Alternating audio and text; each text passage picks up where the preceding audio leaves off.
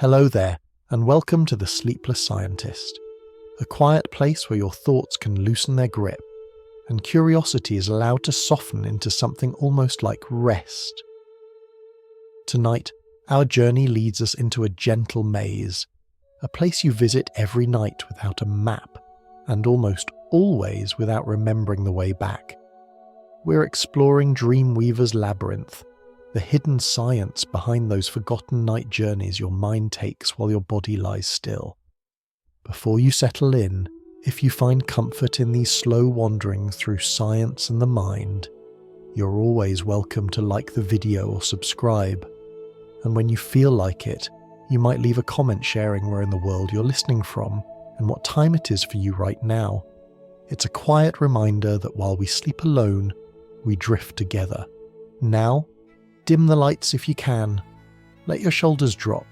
Maybe allow your breathing to slow just a little. And if your mind wanders while listening, that's perfectly fine. Wandering is part of tonight's story.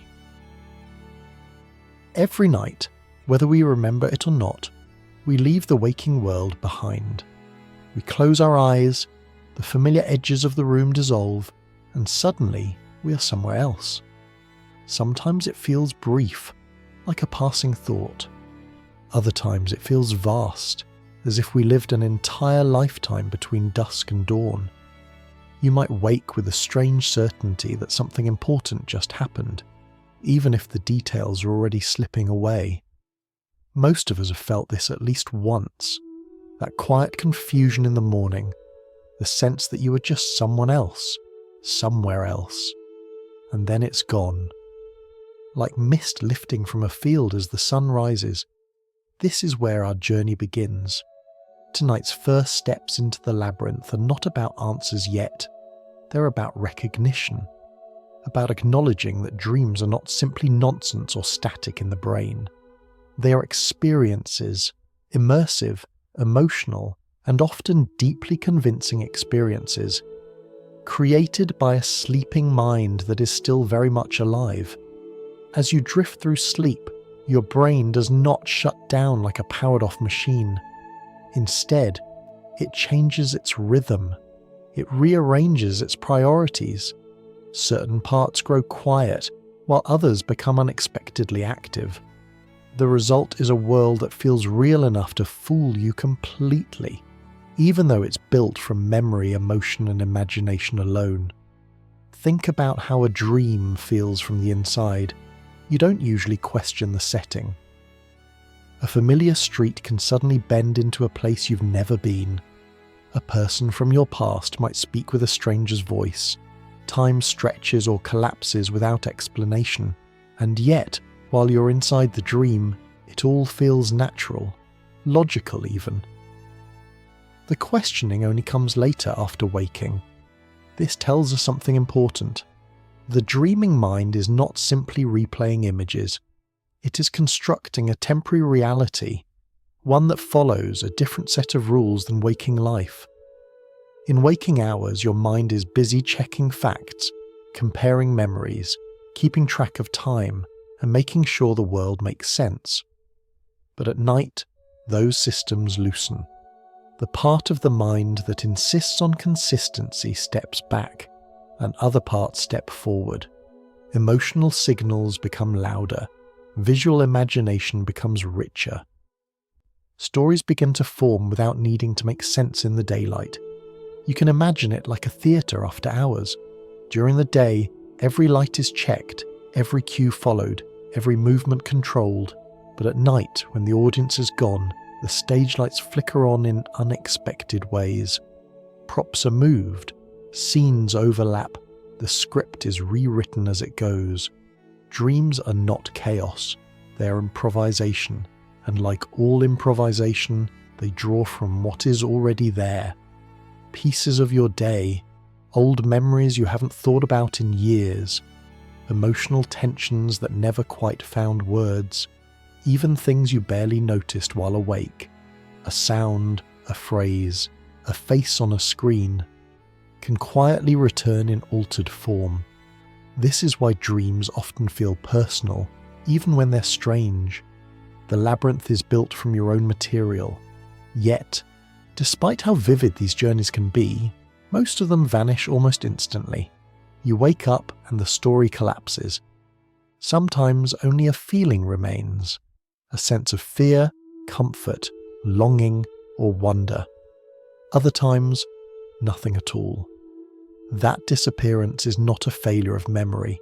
It is part of the design. The sleeping brain is not trying to document its experiences. It is busy doing other work, sorting, rebalancing, letting go of details that are no longer needed. Dreams are like sparks thrown off by that process, visible for a moment, then gone. Tonight, we're not here to chase those sparks or force them to stay. We're here to understand why they appear at all. As we move deeper into this labyrinth in the sessions ahead, we'll explore how the brain builds these nighttime worlds, why some dreams feel almost more real than waking life, and why forgetting them might actually be one of their greatest strengths. We'll gently touch on memory, emotion, creativity, and even the rare moments when awareness flickers on inside a dream itself. But for now, it's enough to simply notice this truth. Every night your mind becomes a traveller, and every morning you return carrying less than you left with, but not empty-handed. Even when the story fades, something remains. And as you rest here listening, you're already closer to that quiet place where waking and dreaming begin to overlap, just a little. As the feeling of having lived another life slowly settles, the mind often reaches for an explanation. You might wonder why some dreams arrive with astonishing clarity, while others dissolve into fragments the moment you wake. One night, a dream unfolds like a carefully shot film, full of faces, places, and emotions that feel undeniably real. Another night, it's nothing more than shifting colours, symbols, or half-formed ideas that never quite become a story. This difference is not random. It reflects how the sleeping mind chooses to express itself in that moment. Some dreams behave like stories you can walk through. You're inside them, moving from place to place, interacting with people, feeling joy, fear, or curiosity as if it were all happening now. These are the dreams that linger longest in memory, even if their details eventually fade. They often give you the unsettling sense that you didn't just imagine something, but experienced it. Other dreams feel very different. They don't follow a clear plot. Instead, they arrive as symbols, shifting scenes, or strange combinations that feel meaningful without being obvious. You might dream of endless staircases, unfamiliar rooms, or objects that seem important but never explain why. These dreams can feel quieter, more distant, almost like thoughts drifting through a half-awake mind. To understand why dreams take on such different forms, it helps to think of the mind as an artist with many styles. Sometimes it paints realistically, carefully blending memory and emotion into a believable scene. Other times it works more like a poet or abstract painter, focusing on feeling rather than detail, suggestion rather than clarity. The sleeping brain chooses its style based on which internal systems are most active at that moment. When dreams feel vivid and cinematic, the parts of the brain that handle images and emotion are especially lively. They draw deeply from memory, pulling faces, places, and sensations into something that feels coherent. Logical oversight, the part of the mind that usually asks questions like, "Does this make sense?" or "Is this possible?" becomes quieter. Without that constant checking, the dream world can flow freely, unconcerned with realism. This is why impossible things rarely surprise you in dreams. A person from your childhood might appear in your current home, and it feels completely normal. Time might jump forward or backward without explanation. Your mind accepts it all, because the systems that would normally object are resting. In more abstract dreams, a different balance takes shape. Visual detail may soften, while emotion or association take centre stage. Instead of a clear storyline, the dream communicates through mood and symbolism. These dreams can feel harder to describe because they were never meant to be described in waking language. They speak in a private dialect, one built from personal experience and feeling. Think of it like music without lyrics. You may not be able to explain exactly what it means, but it still leaves an impression. Both types of dreams serve a purpose. The realistic ones allow the mind to rehearse experiences, replay emotions, and explore possibilities in a safe environment. The abstract ones allow deeper themes to surface without the constraints of narrative. Together, they form a complete language of sleep. Your personal history plays a quiet but powerful role in shaping which style appears. The brain does not create dream imagery from nothing. It draws from everything you have lived through, learned, and absorbed. Cultural symbols, childhood memories, and long-forgotten experiences all remain stored beneath awareness, ready to be reshaped when the mind relaxes its grip. This is why two people can dream about the same event and experience it completely differently. The raw material may be similar, but the internal meaning is not. A storm in a dream might represent fear for one person and renewal for another. A crowded place might feel exciting to someone and overwhelming to someone else. Modern life adds new layers to this process. The images we consume daily, from screens large and small, quietly slip into the mind's library. A scene from a movie, a headline glimpsed before bed, or even the rhythm of scrolling through messages can influence the texture of dreams. These elements rarely appear exactly as they were. Instead, they are broken apart and recombined, woven into stories that feel familiar but altered. This blending is not imitation, it is transformation. The sleeping brain takes pieces of waking life and rearranges them, much like a collage artist cutting and reassembling fragments into something new. The result may feel strange, but it often carries emotional truth, even when the images themselves are distorted.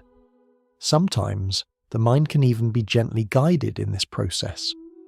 Many people notice that what they think about before sleep tends to echo later in dreams. A question left unresolved, a story read just before bed, or a feeling held quietly as the lights go out can shape the night's imagery.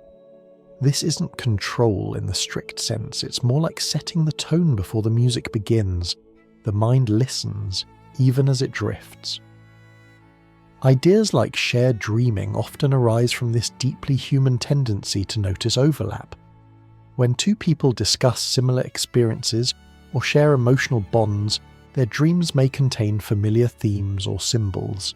This can feel uncanny, as if the dream world itself was shared. Science offers a simpler explanation.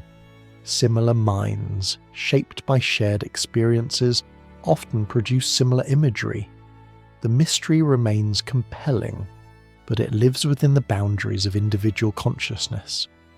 As we continue deeper into this labyrinth, what becomes clear is that dreams are not trying to be logical. They're trying to be relevant. They speak in images because images move faster than words. They bend reality because emotion does not follow straight lines. Some nights the mind tells its stories clearly, other nights it whispers in symbols. Both are expressions of the same quiet intelligence at work, exploring what it means to be you when no one is watching. And as these different dream worlds rise and fall, one after another, they leave behind subtle traces, feelings you carry into the morning, ideas that surface later without explanation, a sense that something inside you has shifted, even if you can't say how. Those traces are the true messages of the dream world.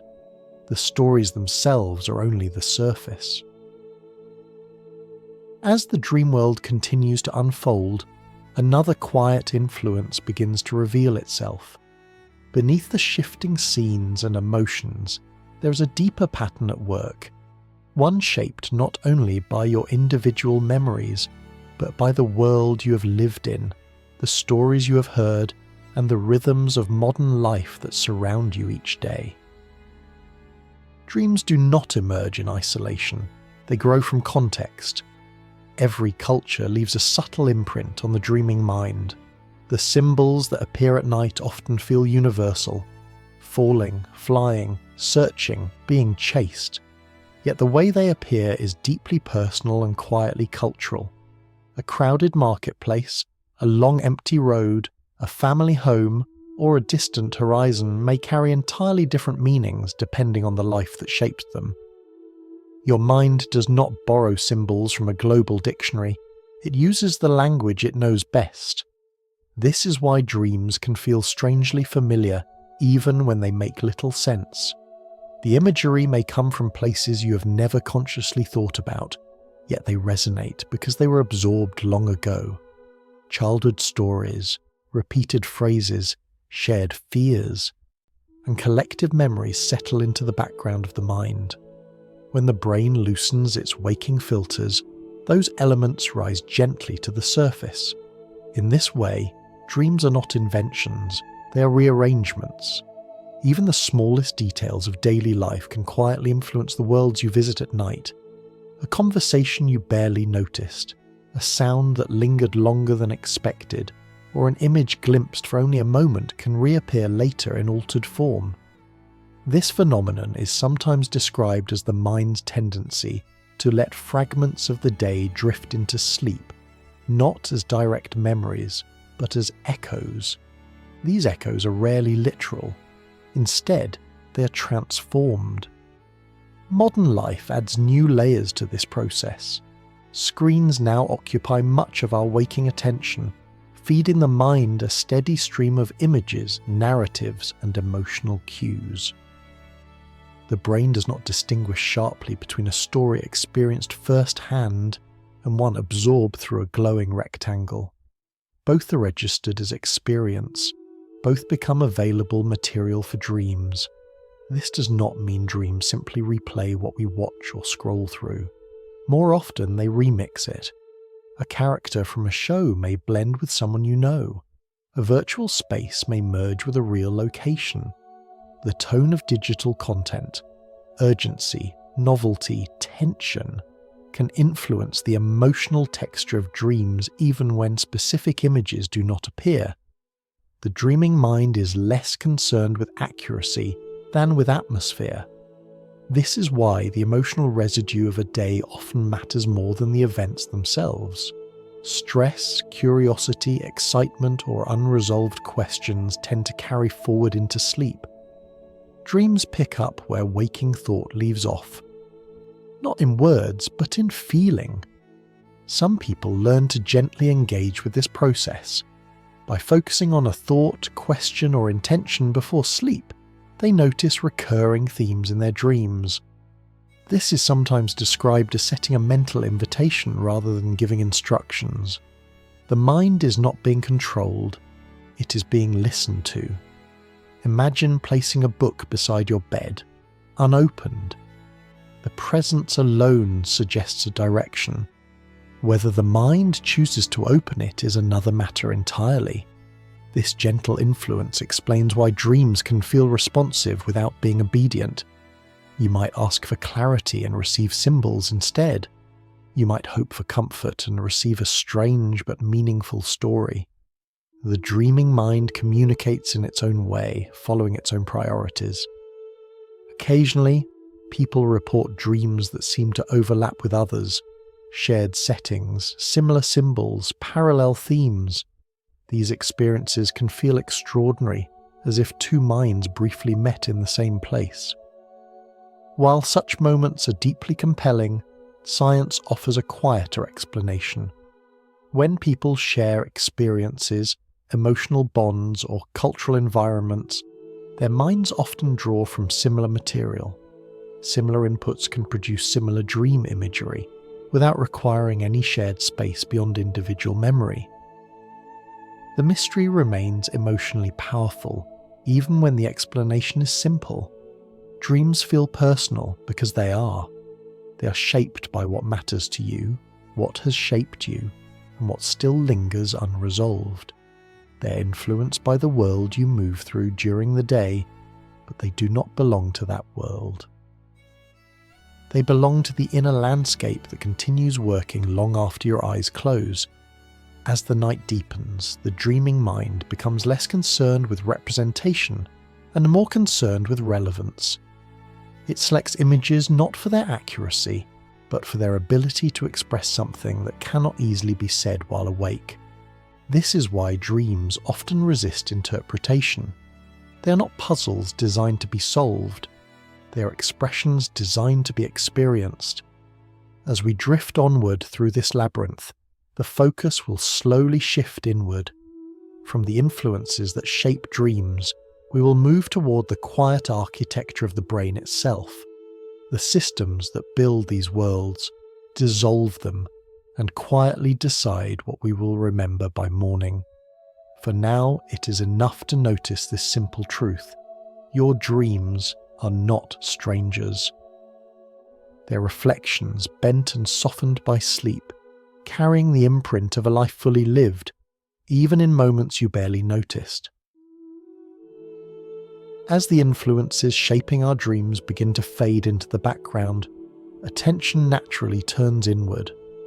If dreams are worlds we visit, then something within the brain must be quietly building them each night, arranging scenes, emotions, and sensations while the body rests. This is where we step into the mind's nocturnal workshop, a place that becomes active precisely when the outside world grows dim. When you fall asleep, your brain does not descend smoothly into silence. Instead, it moves through a series of changing states, like rooms in a large, dimly lit house. One by one, the lights shift. Some areas grow quieter, while others slowly brighten. Eventually, the mind enters a state where dreams most often feel vivid, immersive, and emotionally rich. This state is often described as a time when the eyes move gently beneath closed lids, as if watching something unfold. The body lies still, deeply relaxed, while the mind becomes unexpectedly alive.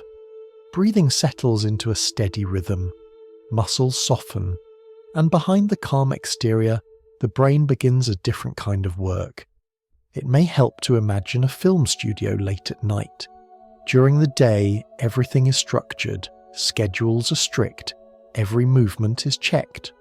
But once the doors close, a different energy takes over. Lights are tested, scenes are rearranged, improvisation becomes possible. The brain at night enters a similar mode, one that favours creativity over control. In this state, the systems responsible for vivid imagery become more active. These areas normally help you visualise places, recognise faces, and imagine movement. During sleep, they begin to generate images from within, no longer relying on the outside world for input. This is why dream scenes can feel so detailed, even though your eyes remain closed. At the same time, the parts of the brain that monitor logic and consistency soften their grip. During the day, these systems act like editors, constantly checking whether things make sense. At night, they rest. With fewer corrections, the mind allows scenes to flow freely, blending memories and ideas without interruption. Emotion plays a central role here. The systems that colour experience with feeling remain highly active. Fear can feel urgent, joy can feel expansive. Curiosity can pull you deeper into a dream without resistance. This emotional intensity gives dreams their distinctive realism. Even when the events themselves are impossible, the feelings are not. This combination explains something many people notice but rarely question. In dreams, you rarely pause to ask whether what you're seeing is reasonable. A door can open onto a place you've never been. A person can change identity mid-conversation. The emotional thread continues uninterrupted, carrying you forward. The body, meanwhile, remains quiet for a reason. As the mind creates movement and action, the brain gently prevents the muscles from responding. This protective stillness ensures that dream actions remain internal. You may run, speak, or fly in a dream, but your body stays safely at rest. It is as if the brain lowers the volume on physical output while turning up the volume on inner experience. All of this unfolds without conscious direction. You're not choosing what appears. The brain is selecting, combining, and discarding material on its own. Memories, sensations, and fragments of past experiences are drawn together into scenes that feel spontaneous yet meaningful. Importantly, this creative process is not limited to a single moment in the night. The brain revisits this vivid state multiple times, often returning to it more frequently as morning approaches. This is why dreams just before waking can feel especially clear. The mind is closer to the surface, hovering between inner and outer worlds. Yet even here, the brain's priorities remain different from waking life. The goal is not to create a record or a story for later recall. The goal is to explore, adjust, and reorganize internal experience. Dreams are a side effect of that deeper process, like reflections caught briefly on moving water. As we linger in this understanding, it becomes clear that the dreaming brain is neither idle nor chaotic. It is engaged in a delicate balance, allowing imagination, emotion, and memory to interact freely, while keeping the body safe and still. This balance creates the sense of immersion that makes dreams feel like places rather than thoughts. In the sessions ahead, we'll look even more closely at how the brain's internal environment supports this work, and why these vivid experiences are so difficult to carry back into the waking world. For now, it's enough to recognize that when you dream, your mind is not escaping reality. It is practicing another way of being within it. As the brain's night studio continues its quiet work, another layer of the dreaming process slowly comes into focus. Beyond images and emotions, there is an invisible atmosphere shaping every dream, a shifting internal climate that determines how brightly scenes glow, how strongly feelings rise, and how easily memories slip away by morning. This inner climate is chemical in nature, but it does not need to be understood as formulas or measurements. It can be felt, much like weather. During waking life, your mind operates under familiar conditions. Attention is sharp. Memories are recorded with reasonable accuracy. The brain keeps careful notes, deciding what should be stored and what can be forgotten. At night, those conditions change. The air becomes different. The rules relax. One set of signals within the brain becomes especially active during dreaming. These signals encourage vividness. They brighten mental images, amplify emotion, and allow thoughts to flow freely without interruption. Under their influence, the dream world gains colour, motion, and depth. Scenes feel alive. Feelings feel immediate. At the same time, another set of signals, usually responsible for alertness and memory recording, grows quieter. These signals normally help you form stable memories of events, tying them to time and place. When they soften, experiences can still occur, intensely even, but they are less likely to be stored in a lasting way. This balance explains one of the great paradoxes of dreaming. You can experience something deeply, yet struggle to remember it moments later. The dream was not weak.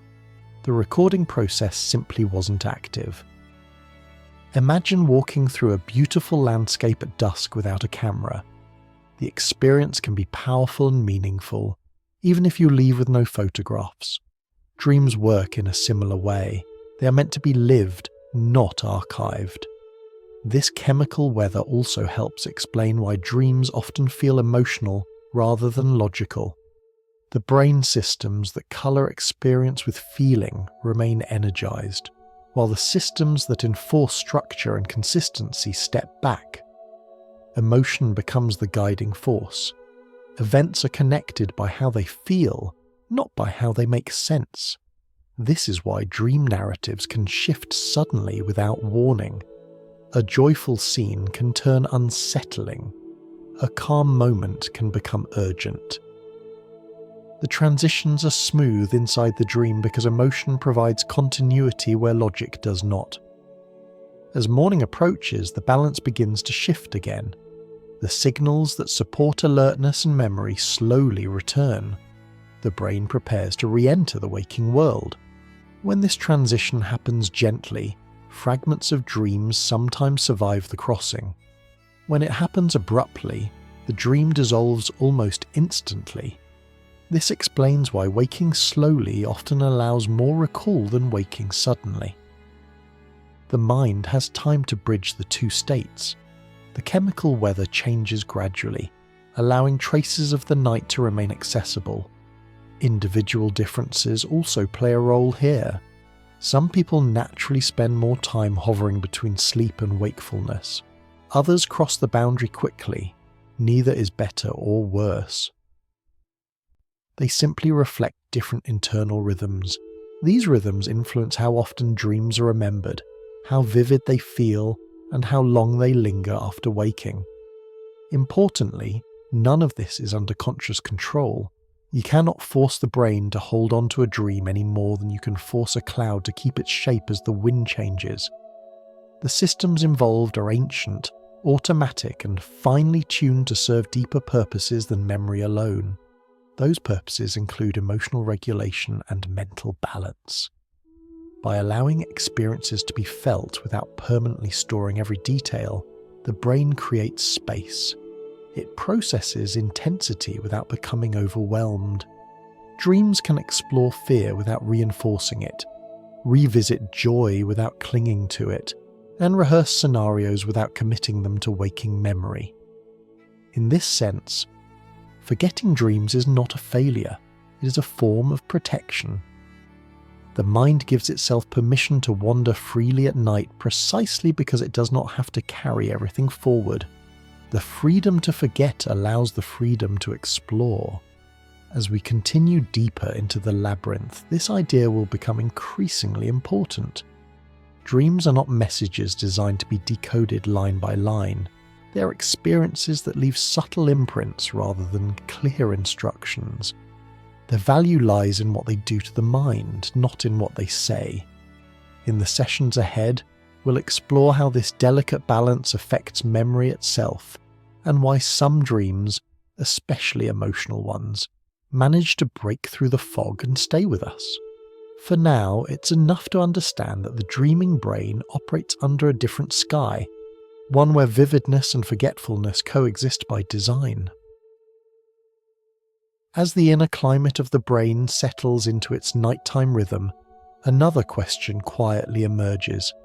If dreams are not recorded like memories, and if they are shaped by emotion more than logic, then how do they still manage to feel so structured? Why do many dreams unfold as scenes with characters, movement, and even dialogue, instead of dissolving into chaos? The answer lies in collaboration. The dreaming mind is not a single voice speaking into the dark. It is a conversation among many systems, each contributing its own specialty. When you dream, no single part of the brain is in charge. Instead, different regions take turns leading, responding, and filling in gaps. Together they create something that feels like a story, even though no one sat down to write it.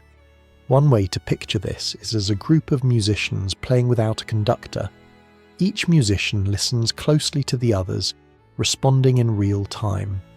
There is no fixed score, yet patterns emerge. Themes repeat. Moments of tension rise and fall. The music holds together because each part is attuned to the whole. In dreams, the systems that handle imagery often begin the conversation. They generate landscapes, faces, and motion. These systems are very good at detail. They know how light looks on a wall, how a familiar place feels, how movement flows from one moment to the next. When they are active, dream scenes can feel rich and immersive, even when they are unfamiliar. At the same time, emotional systems add depth and urgency. They decide what feels important. They highlight certain images while letting others fade into the background. A simple object can suddenly feel meaningful. A neutral place can feel threatening or comforting without any obvious reason. Emotion acts like a spotlight, guiding attention within the dream. Then there are the systems responsible for self-reflection and inner narrative. During the day, these systems help you think about who you are, what you want, and how your experiences fit together. At night, they continue their work in a quieter way. They weave fragments into something that feels like it's happening to you, even when the dream version of you behaves very differently from your waking self. This is why dreams usually include a sense of perspective. You're often inside the scene, watching events unfold from a particular point of view. Even when the storyline makes little sense, there is still a feeling of participation. The dream is not just an image, it is an experience. What's missing from this collaboration is just as important. The systems that normally act as strict editors are less active. These are the parts of the mind that check facts, enforce consistency, and ask whether something is possible. With those systems resting, the collaboration becomes more flexible. Ideas are accepted more easily. Contradictions coexist without conflict. This balance allows dreams to move fluidly. A character can change identity mid-scene. A place can transform without explanation. The emotional thread remains intact, even as the details shift. The collaboration prioritizes continuity of feeling over continuity of fact. Importantly, this process is not random. The brain does not pull images and emotions from an empty space. It draws from memory, but not in a linear way. Instead of replaying events, it samples them. It takes pieces from different times, places, and emotional contexts, blending them into new combinations. Think of it like a collage made from old photographs. The images are familiar, but their arrangement is new. The meaning emerges from the combination, not from any single piece. This sampling process explains why dreams can reveal unexpected connections. A concern from the present may appear alongside a memory from the distant past. A recent conversation may merge with a childhood setting. The brain is exploring relationships between experiences, testing how they fit together beneath conscious awareness. As this collaboration unfolds, it also adapts to the changing depth of sleep. Sometimes the imagery leads, producing vivid, story-like dreams. Other times, emotion takes the lead, resulting in dreams that feel more like moods or impressions. Occasionally, the narrative systems step back, and dreams become fragmented or fleeting. All of these variations are expressions of the same underlying process. The brain is not trying to entertain you, it is trying to integrate experience. This integration does not require clarity. In fact, clarity might interfere. By loosening structure, the brain allows ideas and feelings to interact in ways that would be filtered out during the day. Dreams provide a space where unfinished thoughts can meet unresolved emotions without being judged or resolved immediately. As we move forward, this collaborative view of dreaming will help explain why dreams feel meaningful without being literal, and why their impact often shows up later, subtly influencing mood, creativity, or perspective, rather than providing clear messages. For now, it's enough to recognize that when you dream, you're not watching a single mind at work. You're witnessing a quiet conversation among many parts of yourself, speaking in images and feelings, shaping experiences that leave traces even when the story itself fades. As the collaboration inside the dreaming mind continues, a quiet assumption often lingers in the background. Many people believe that dreams belong to a single specific moment of sleep, a special window that opens briefly then closes again. yet the reality is gentler and more expansive. Dreaming is not confined to one narrow doorway. It can emerge wherever the conditions are right. To understand this, it helps to let go of the idea that sleep is a flat, uniform state. Sleep is more like a gradual descent through layers of depth. As you move from light drowsiness into deeper rest, the mind does not simply switch off. It changes texture. Thought becomes slower. Sensation softens. Awareness loosens its grip on the outside world. In these quieter layers, dreams can still appear. They may not always look like full stories. Sometimes they arrive as fleeting images, brief scenes, or gentle streams of thought. You might experience a sense of drifting, falling, or imagining something without fully realizing it is a dream. These experiences often pass unnoticed, slipping by without leaving a clear trace. Yet they are part of the same family. The difference lies not in whether the mind is dreaming, but in how much support the dream receives from imagery, emotion, and narrative at that moment. When these elements align strongly, dreams feel vivid and immersive. When they align softly, dreams feel subtle, more like passing impressions. You may have noticed this just before falling asleep, a moment when thoughts begin to blur into images, when ideas take on a life of their own. This is not waking imagination, and it is not yet deep sleep. It is a threshold, and at this threshold, dreaming has already begun. The same is true deeper in the night, even during periods of very still, heavy rest. The mind may briefly spark with imagery or emotion. These moments are often short and quiet, lacking the dramatic quality of later dreams. But they reflect the same underlying capacity of the brain to generate experience from within. Rather than thinking of dreaming as something that turns on and off, it is more accurate to think of it as a glow. Sometimes it burns brightly, sometimes it flickers, sometimes it fades almost completely, but it rarely disappears altogether.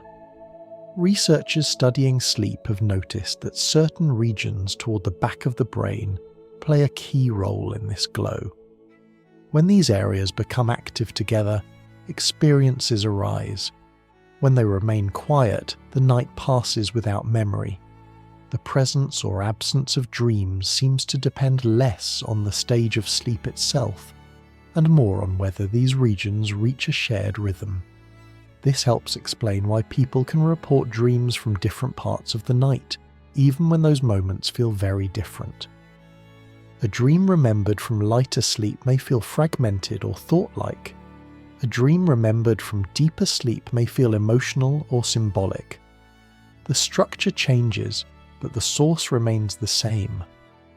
Understanding this also reshapes how we think about memory. Dreams that arise during lighter sleep are closer to waking awareness. They sometimes carry over more easily, simply because the distance between states is smaller. Dreams that arise deeper down often fade completely, not because they lacked meaning, but because the bridge back to waking was too long. This is not something the brain is doing wrong. It is doing exactly what it evolved to do. By allowing experience to arise across many layers of sleep, the mind maintains flexibility. It can explore ideas gently when rest is light, and more freely when rest is deep. It can adjust intensity without needing to stop altogether. Dreaming becomes a spectrum, not a switch. This perspective also softens the question of whether you dream every night. In one sense, the answer is almost always yes. In another sense, the answer depends on what you mean by dreaming. If you define dreams as vivid stories you remember, then they may seem rare. If you define dreams as internal experiences shaped by emotion and imagery, then they are likely far more common than you realize. Many of them simply pass without a name. As we move further into this exploration, this idea will become increasingly important. The brain does not separate sleep into rigid compartments. It flows, and dreaming flows with it, adapting its form to the depth and rhythm of rest. Later, we'll see how this flowing nature of sleep connects directly to why dreams are so easy to forget, and why remembering them often depends on timing rather than effort. For now, it's enough to let go of the idea that dreams belong to only one corner of the night. They wander, quietly, wherever the mind allows them to. As we move deeper into the labyrinth, a familiar moment comes into view. It happens almost every morning, often before you've even fully opened your eyes. There is a sense that something has just ended. A story, a place, a conversation that felt vivid only seconds ago. You reach for it gently, hoping to bring it back with you into the day, and then it's gone. This quiet frustration is nearly universal. You know you dreamed. You can feel it in the lingering emotion, the faint mood that colours the start of your morning. But the details slip away as soon as you try to hold them. Faces blur, locations dissolve. Even the central idea of the dream seems to melt the moment you look at it directly. It can feel like a small loss, as if the mind has taken you somewhere meaningful, only to close the door before you had time to look around.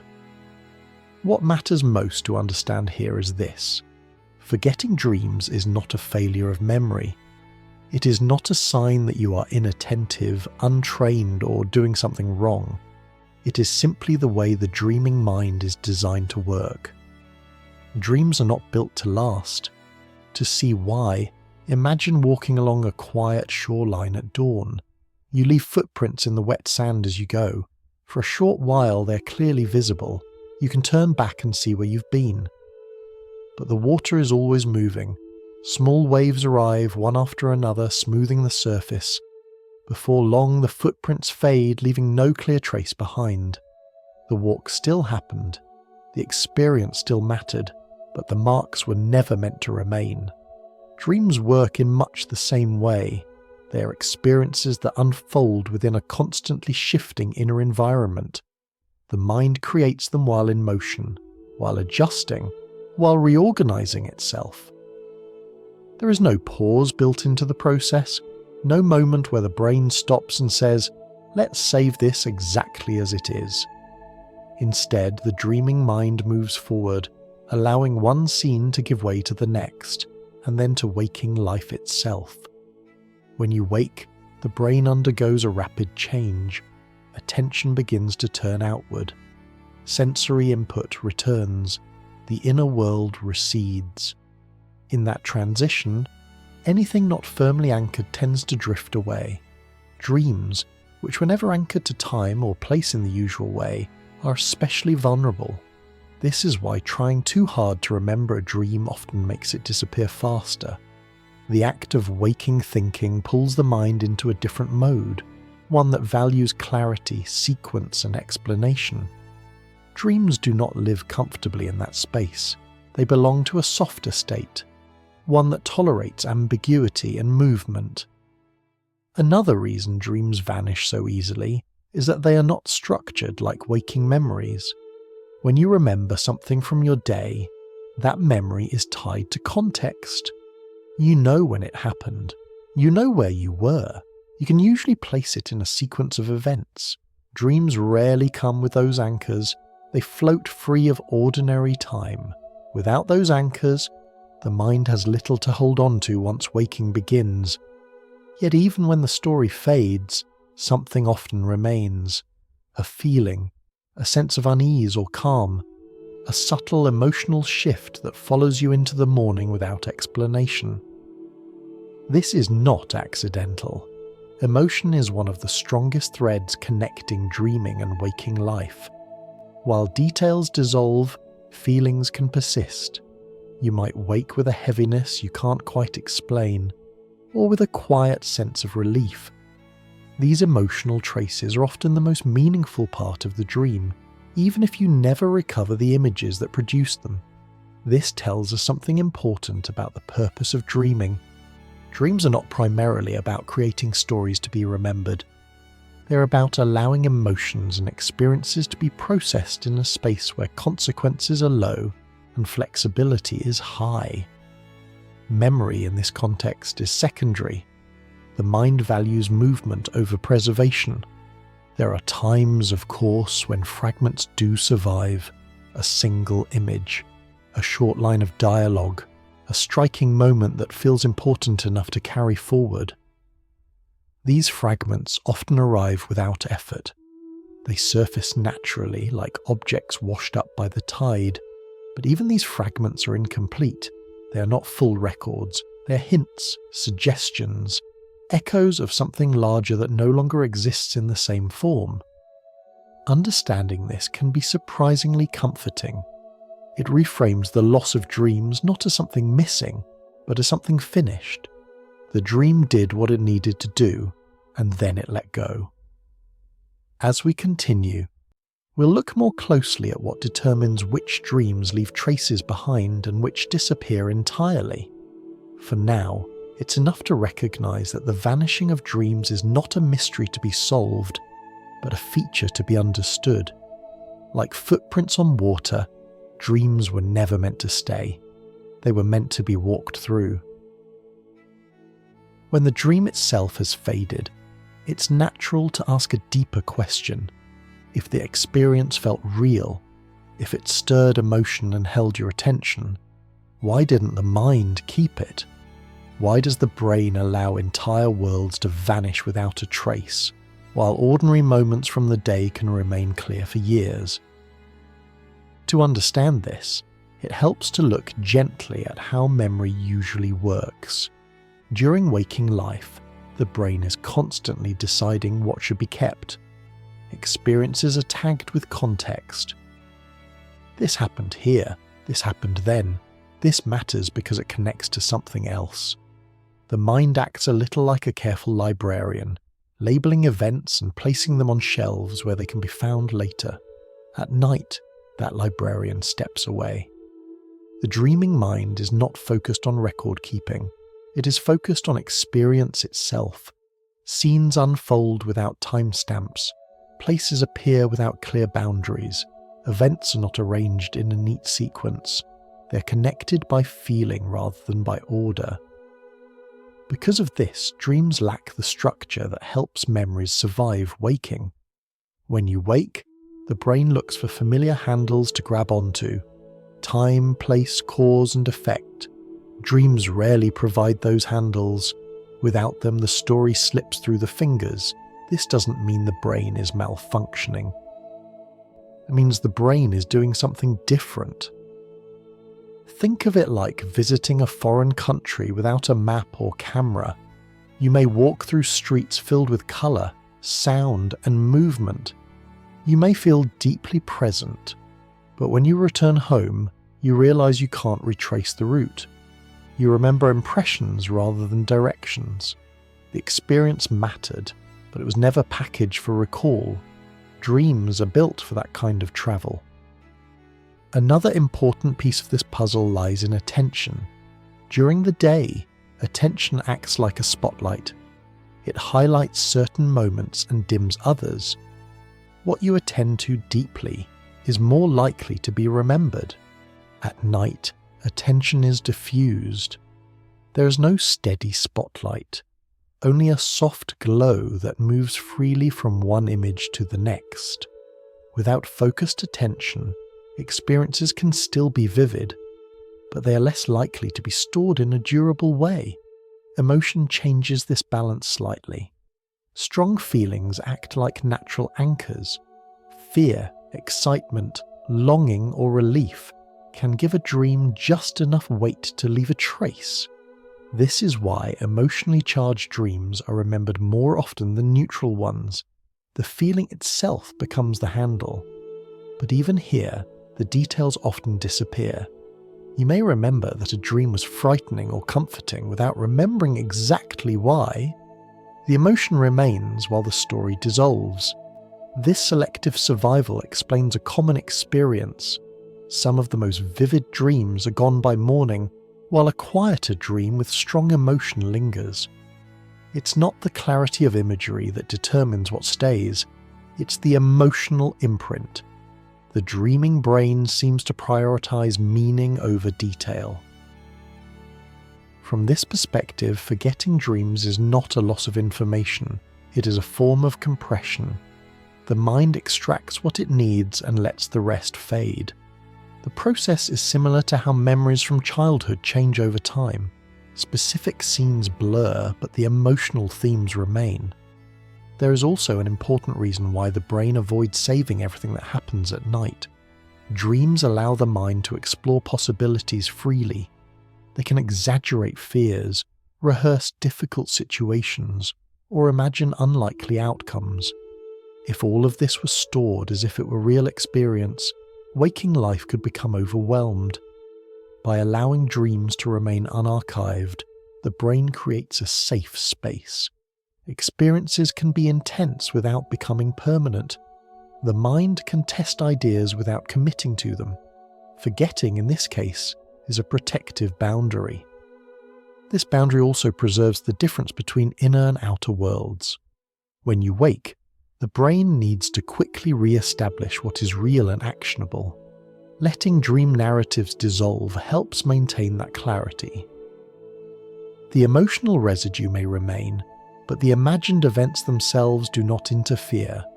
Occasionally, a dream crosses that boundary more fully. It may feel significant enough to remember. It may even influence waking thought. When this happens, it is often because the dream connected directly to something unresolved in waking life. The memory finds a place to attach itself. But most dreams do not need to cross over. They complete their work quietly, then disappear. Understanding this can shift how we relate to our dreams.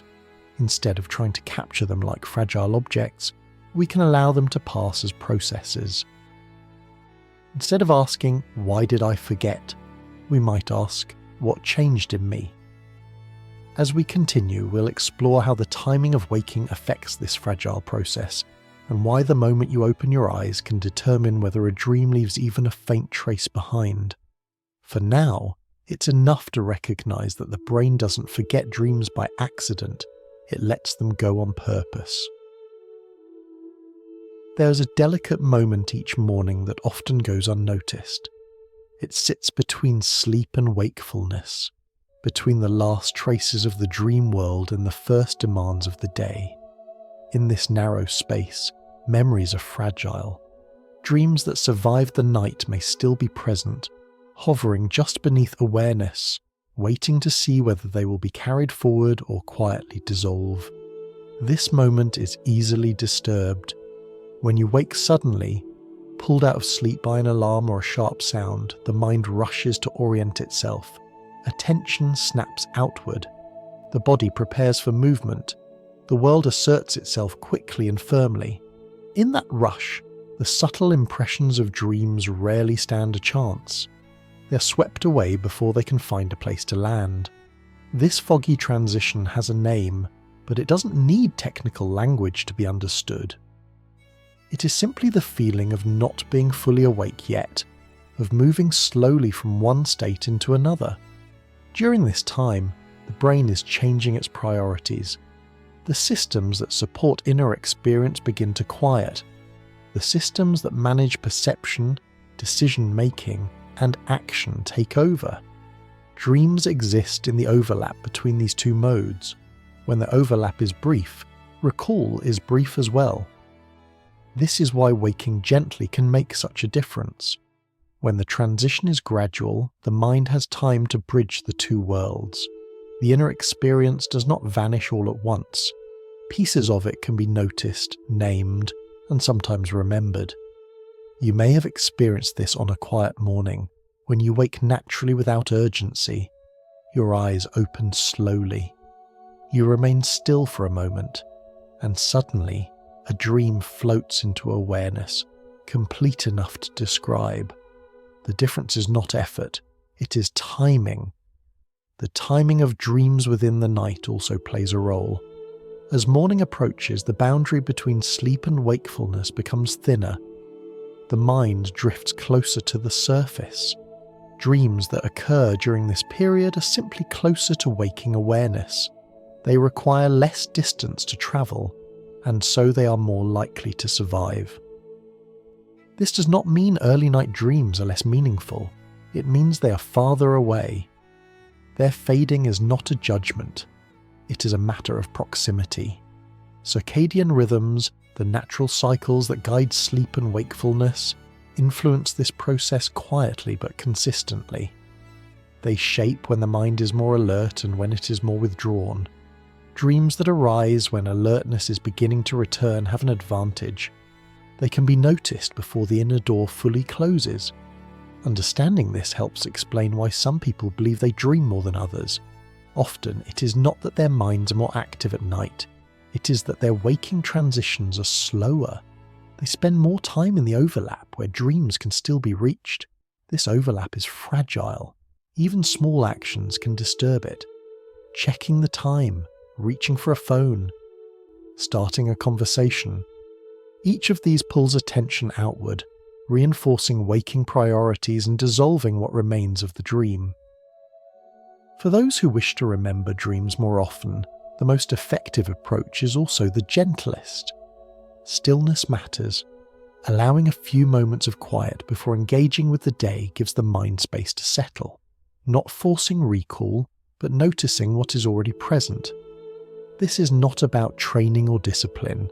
It is about respect for the transition. Some people find that certain habits make this easier, keeping the room dim in the morning, letting the body remain relaxed, allowing thoughts to drift rather than grabbing onto them. These are not techniques so much as invitations. The mind responds best when it is not pressured. It's also worth noting that memory is not the only measure of value. Even when dreams are not remembered, their effects can still be felt.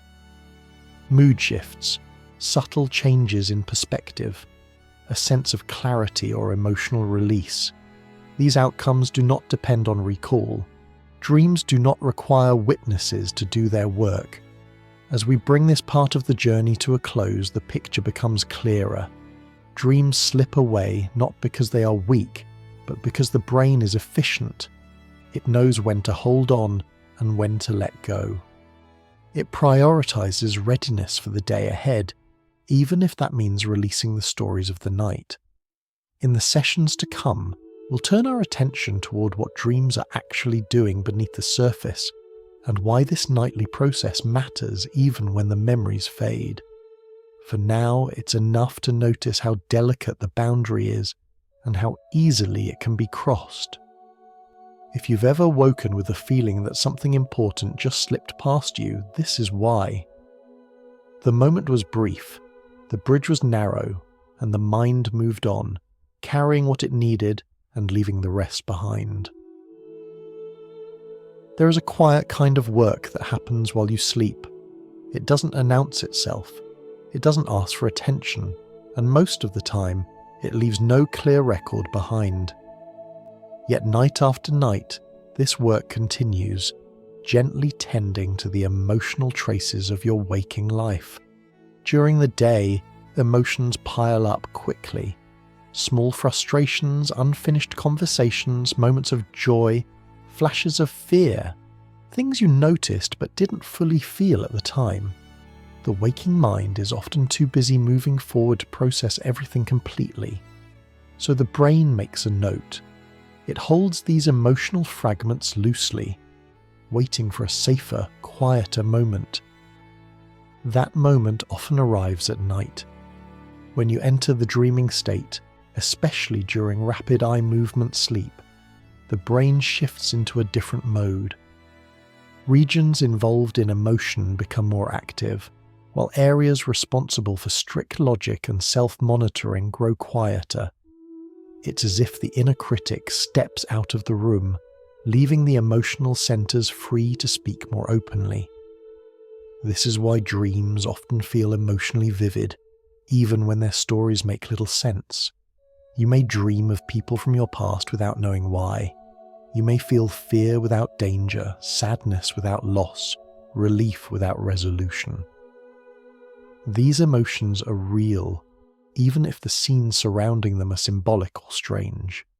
The dream is not trying to tell a story in the way waking life does.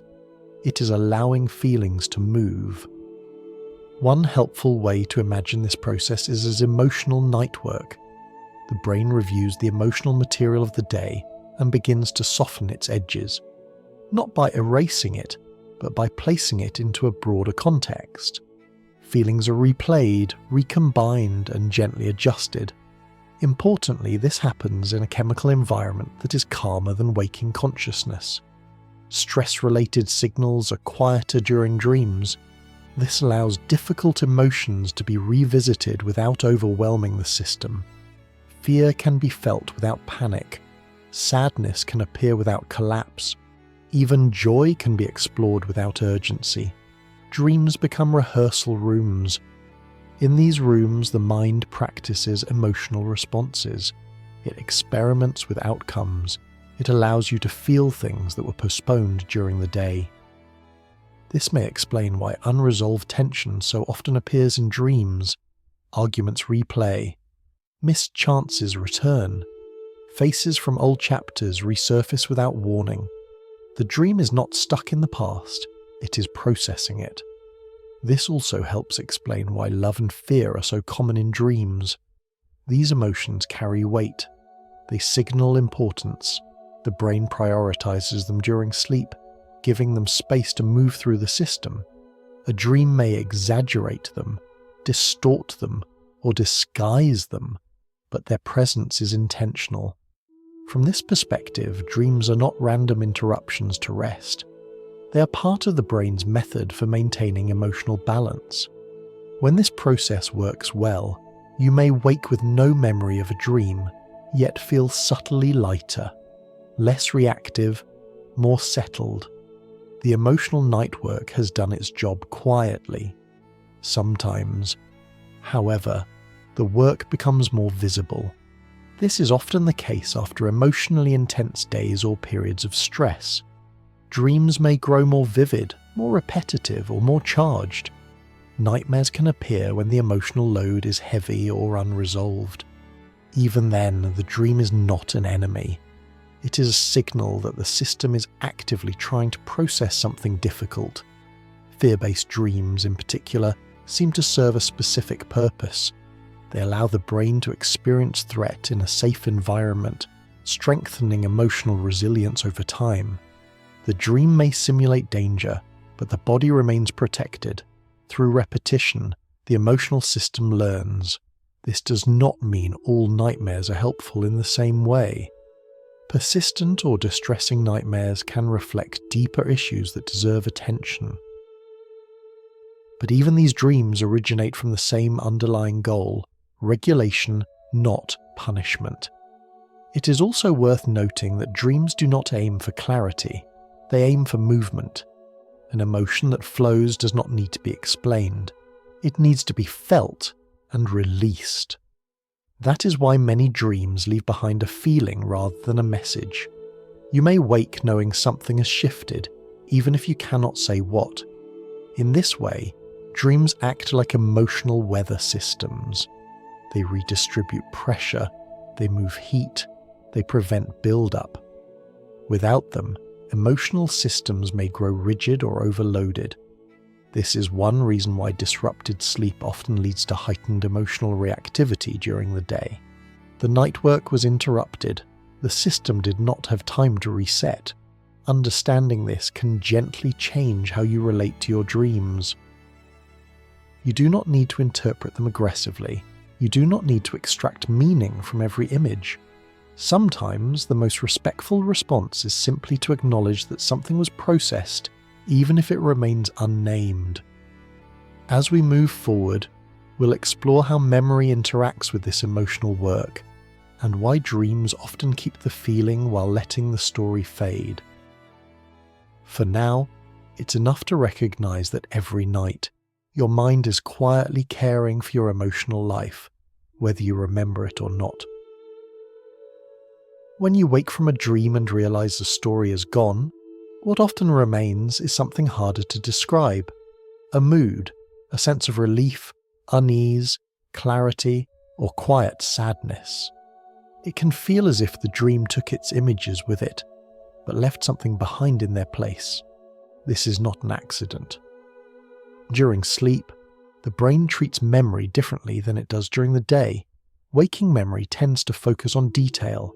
It keeps track of sequences, locations, faces, and facts. It tries to preserve events as they happened. Sleeping memory, especially during dreaming, has a different priority. It is less interested in accuracy and more interested in meaning. You can think of it as the difference between keeping a photograph and keeping a lesson. When you experience something emotionally important while awake, the brain does not store every detail equally. Over time, sharp edges soften, specific moments blur. What remains is the emotional outline, how the experience felt, what it taught, how it changed you. Dreams seem to accelerate this process. Rather than filing away exact scenes from the night, the brain extracts what matters and lets the rest fade. Images are temporary containers. Once their emotional work is done, they are no longer needed. This is why dreams often feel important even when you cannot remember them. The brain has already taken what it needed. Memory during sleep is not a recording device. It is more like a sculptor. It removes excess material to reveal a shape underneath. In doing so, it may discard details that would otherwise distract from the emotional core. This selective approach helps explain a common experience. You may wake knowing that a dream was about loss, connection, or fear, even if you cannot recall who was there or what happened. The narrative dissolves, but the emotional insight remains. From the brain's perspective, this is efficient. Carrying every detail forward would be overwhelming. By preserving only what is meaningful, the mind stays flexible. This process also protects waking life. Dreams often exaggerate, distort, or combine experiences in ways that would be confusing if taken literally.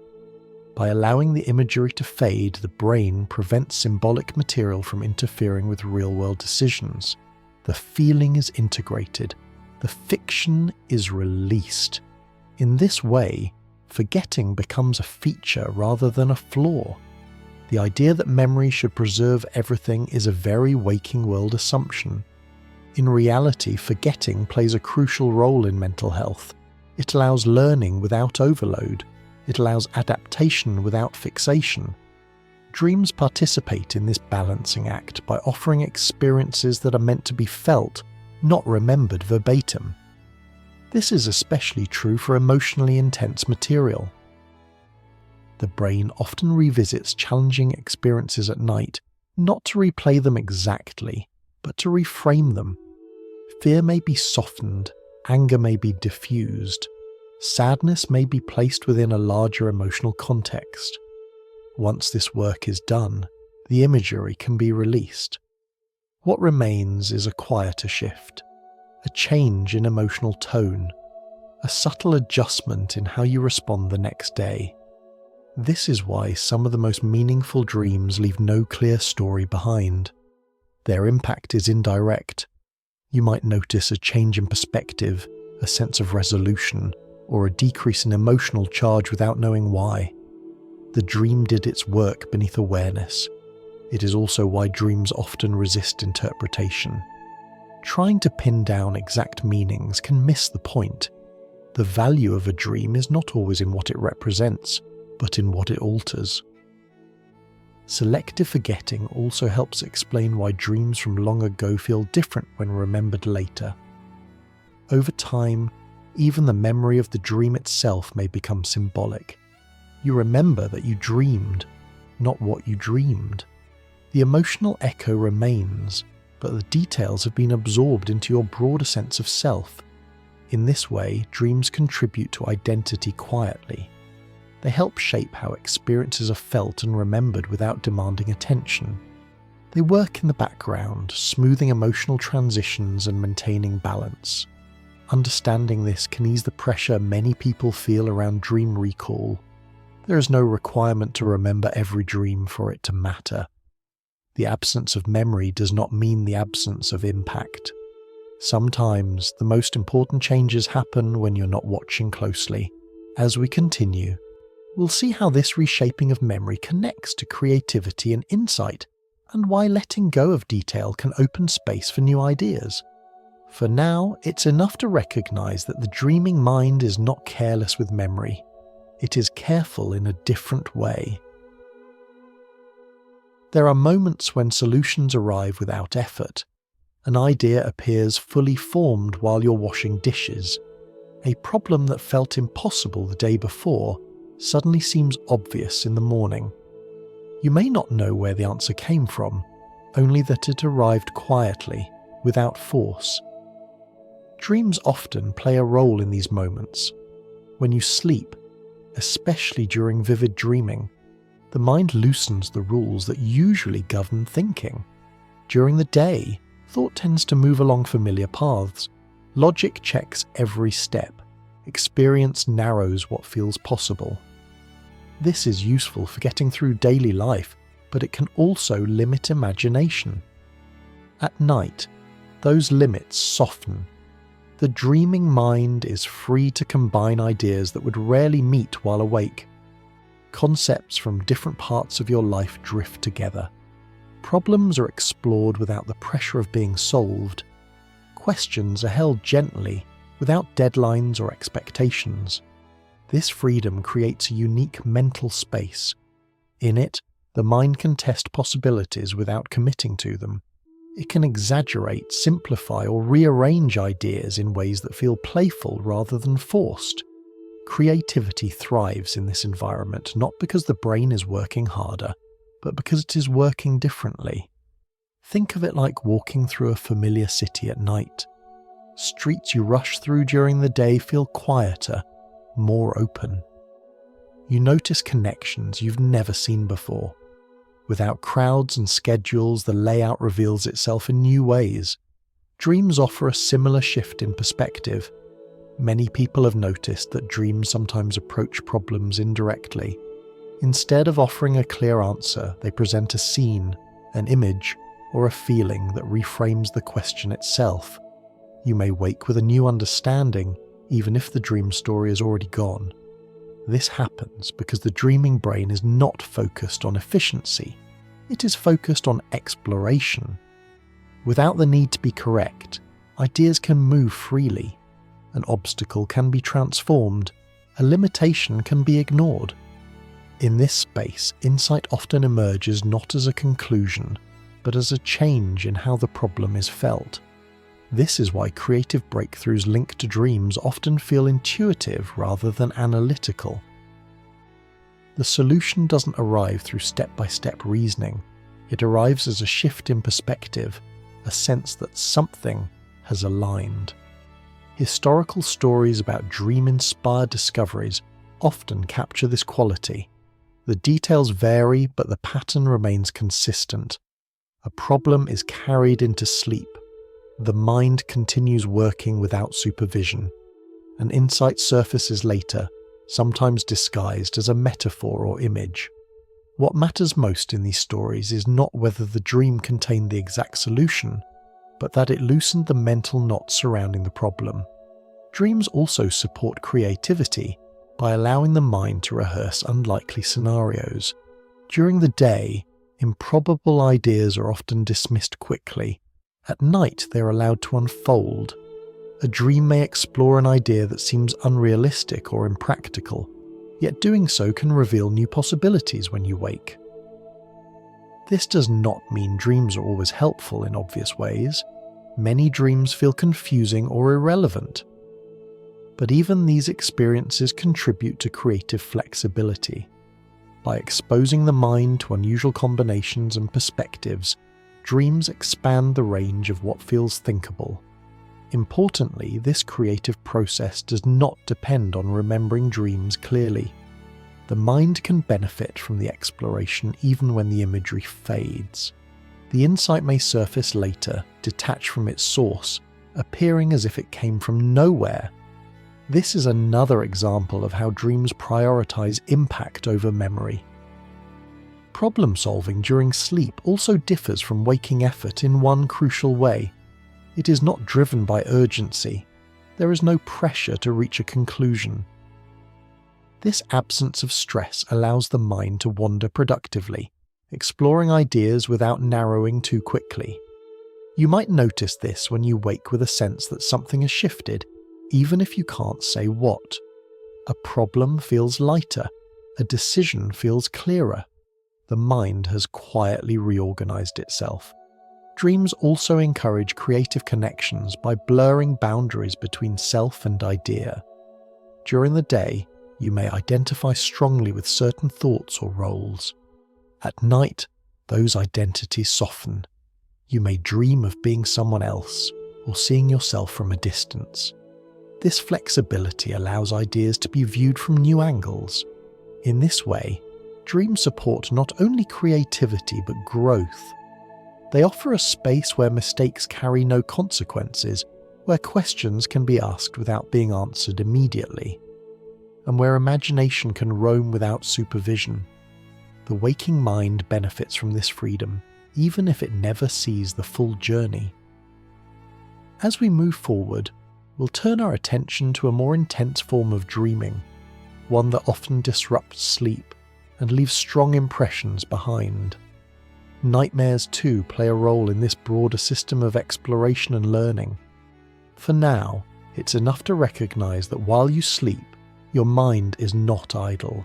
It is experimenting quietly, rearranging ideas, and occasionally offering insights that daylight thinking could not reach. There is a particular kind of dream that does not fade gently. It lingers. It wakes you suddenly, heart racing, breath shallow, with the unmistakable feeling that something went wrong in the night. Even when the details blur, the emotion remains sharp. These are nightmares. For many people, nightmares feel like intruders, unwanted, exhausting, and sometimes frightening enough to make sleep itself feel unsafe. It is natural to wish they would simply stop. But when we look at them closely, nightmares reveal themselves not as mistakes, but as part of the brain's most ancient safety systems. At their core, nightmares are expressions of vigilance. Long before comfortable beds and quiet bedrooms, the sleeping brain evolved to remain alert to danger. Even in rest, it needed to be ready. Nightmares are one way the brain rehearses threat without placing the body in real harm. They simulate danger in a controlled environment, allowing emotional responses to be tested and adjusted. You can think of nightmares as emergency drills for the mind. In these dreams, fear becomes the central organizing force. Scenes may feel exaggerated or unrealistic, yet the emotional reaction is real. The brain is practicing how it responds to threat, loss, or uncertainty, using imagery rather than real-world exposure. This is why nightmares often emerge during periods of stress. When waking life feels unpredictable or overwhelming, the brain increases its internal rehearsals. It returns again and again to themes of danger, pursuit, failure, or helplessness, not to torment you, but to prepare you. The content of nightmares is rarely literal. Being chased does not necessarily mean danger is imminent. Falling does not mean collapse is coming. These images are symbolic expressions of emotional pressure. The brain is using strong imagery to ensure the feeling is noticed. Importantly, nightmares tend to activate emotional systems much more strongly than logical ones. The part of the mind that might calmly assess the situation remains quiet. The part that feels fear speaks loudly. This imbalance creates intensity, but it also serves a purpose. Emotional learning is strengthened when feelings are vivid. However, intensity does not always mean usefulness. Occasional nightmares are part of healthy emotional processing. They arise, deliver their message through feeling and fade.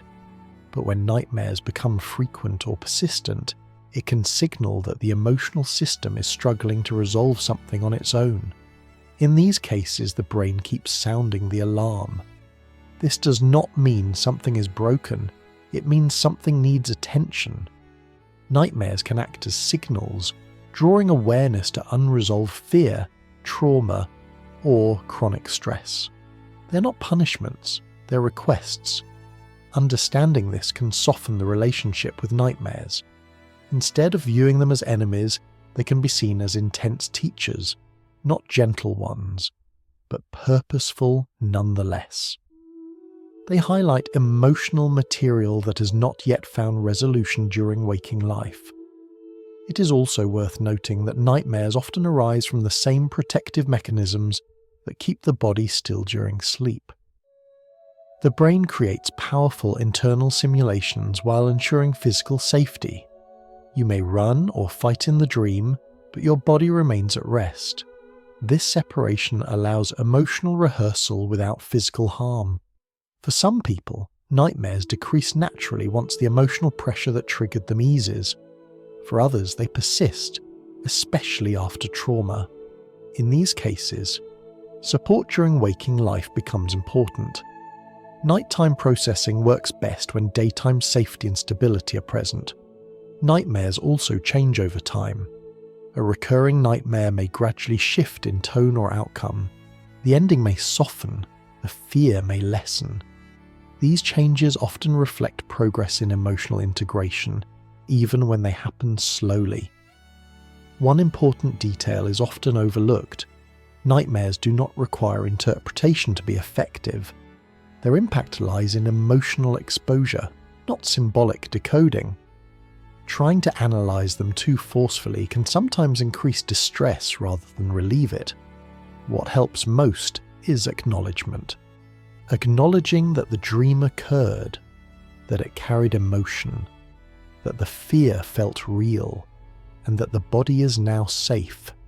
This simple recognition helps close the loop between night and day, allowing the emotional system to settle. As with other dreams, memory of nightmares is not always necessary for their function. The emotional rehearsal can still influence resilience, awareness, and response, even if the images fade. But because nightmares are emotionally intense, they are more likely to be remembered. They insist on being noticed.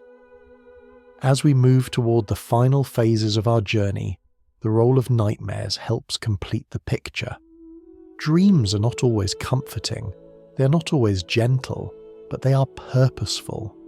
Even the most unsettling night journeys arise from the brain's desire to protect, prepare, and maintain balance. In the next sessions, we will shift from understanding dreams to gently engaging with them, not to control them, but to coexist with them more peacefully. For now, it's enough to remember this. A nightmare is not a sign of weakness. It is a sign that the mind is working hard to keep you safe, even while you sleep. There are rare moments in dreams when something quietly changes. You're still inside the dream, still surrounded by shifting scenes and emotions, yet a small spark of awareness appears. You realize gently and without alarm that you are dreaming. This realization does not always arrive with clarity or control. Often, it feels more like a subtle knowing than a declaration.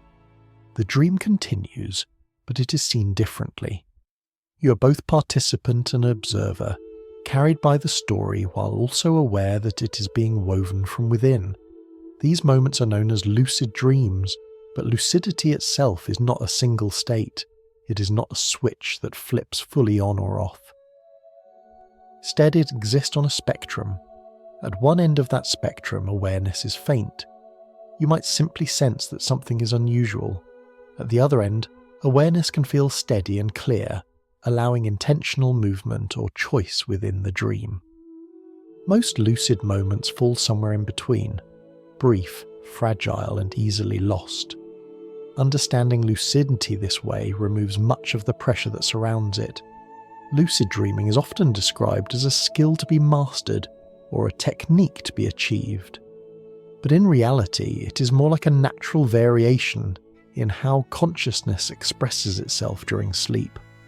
Awareness sometimes rises, sometimes it fades. During waking life, awareness is anchored by the outside world, Sensory input keeps the mind oriented.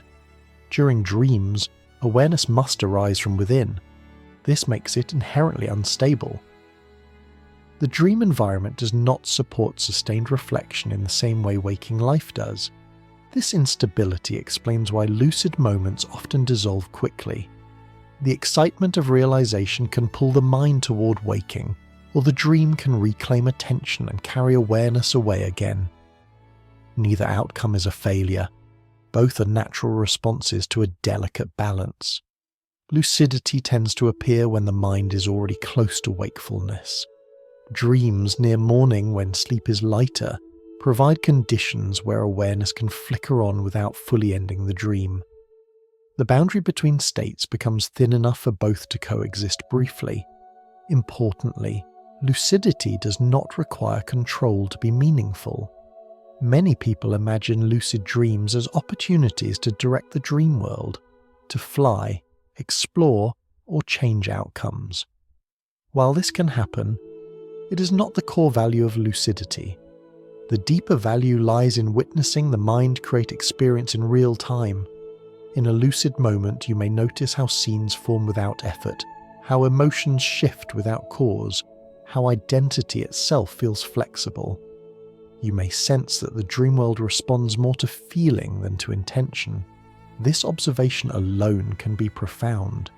Lucid moments offer insight into how consciousness works, not just during sleep, but always. They reveal that awareness is not fixed. It can float. It can attach itself to experiences or step back from them. In dreams, this fluidity becomes visible. This is why understanding sleep cycles matters more than seeking control. Lucidity emerges most naturally when sleep is respected rather than forced. When rest is deep and unhurried, the mind has space to move freely. Awareness may rise gently without being summoned. Attempts to dominate the dream often disrupt this balance. Effort pulls the mind toward wakefulness. Tension collapses the dream. The most stable lucid moments tend to be calm, curious, and unforced. Think of lucidity not as steering a boat, but as noticing the water beneath it. Some people experience lucid moments spontaneously, without trying. Others may never notice them at all. This variation reflects differences in sleep patterns, temperament, and sensitivity to inner experience. None of these differences indicate superiority or deficiency. Lucidity is not a requirement for meaningful dreaming. Even without conscious awareness, dreams perform their work. Emotional processing, memory reshaping, and creative exploration continue regardless. Lucid moments simply offer a glimpse behind the curtain. For those who do encounter lucidity, it often leaves a quiet impression rather than excitement, a sense of wonder, a realization that the mind can create entire worlds and still observe them. This realization can subtly change how waking experiences are perceived, softening rigid boundaries between inner and outer life. As we move forward, we will explore how gentle intention and environment can influence dreams without disrupting them, not to manufacture lucidity, but to support a respectful relationship with the dreaming mind. For now, it is enough to know that awareness sometimes visits dreams, not as a conqueror but as a guest. It appears briefly, teaches quietly, and leaves without ceremony. And even when it never appears at all, the night's journey continues, doing its work unseen. Most dreams move like rivers.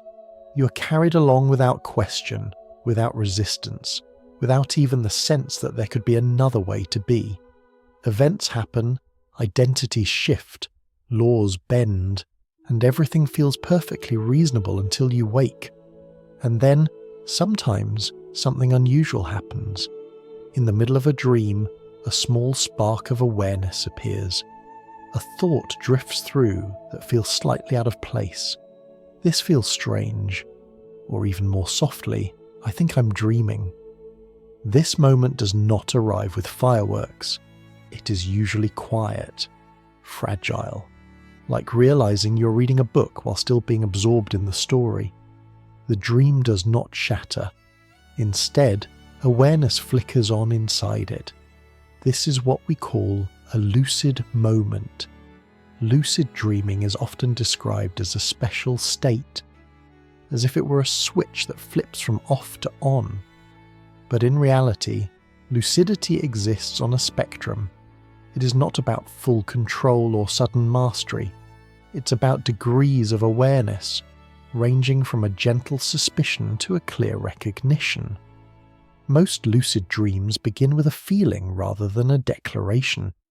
Something doesn't quite follow the usual rules. Gravity feels optional. A scene changes too smoothly. A conversation jumps without explanation. The mind notices the inconsistency, not with alarm, but with curiosity. From a brain perspective, this moment is fascinating.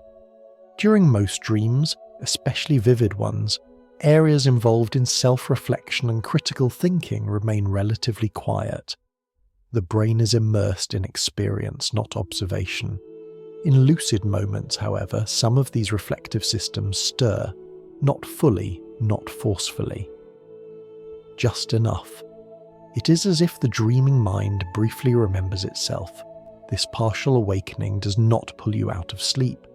Instead, it creates a layered experience.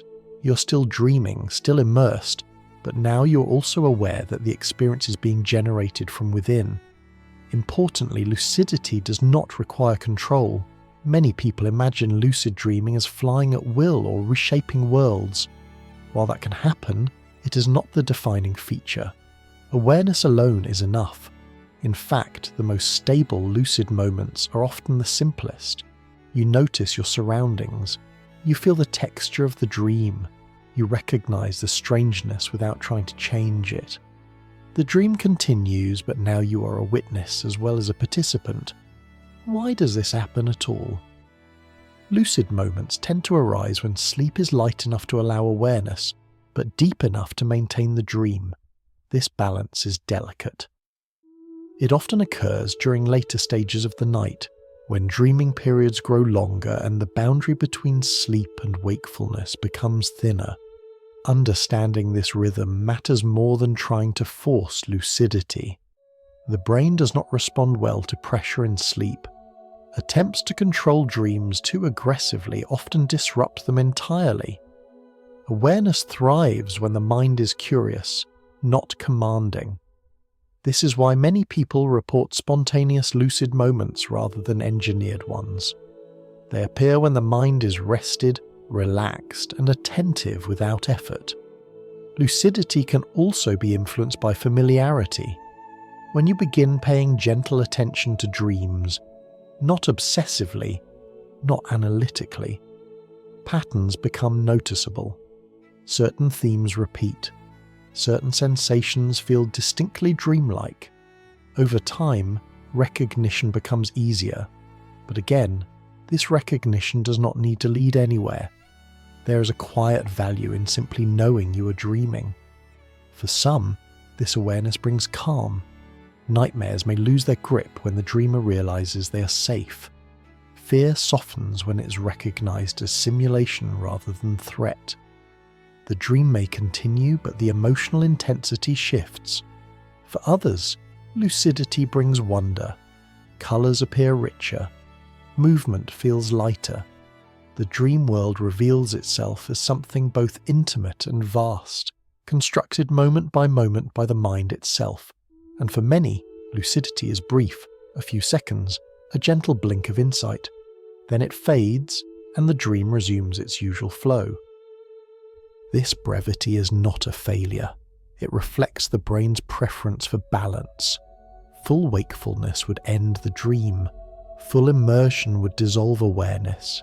Lucidity lives in between. It is also worth noting that lucidity is not required for dreams to be meaningful. It is an optional perspective, not a superior one. Many people never experience lucid dreams and still benefit deeply from dreaming. The value of lucid moments lies not in control, but in relationship. They remind us that experience can be observed from within, that awareness can exist even in altered states, that the mind is capable of recognizing itself in motion. This realization often carries into waking life.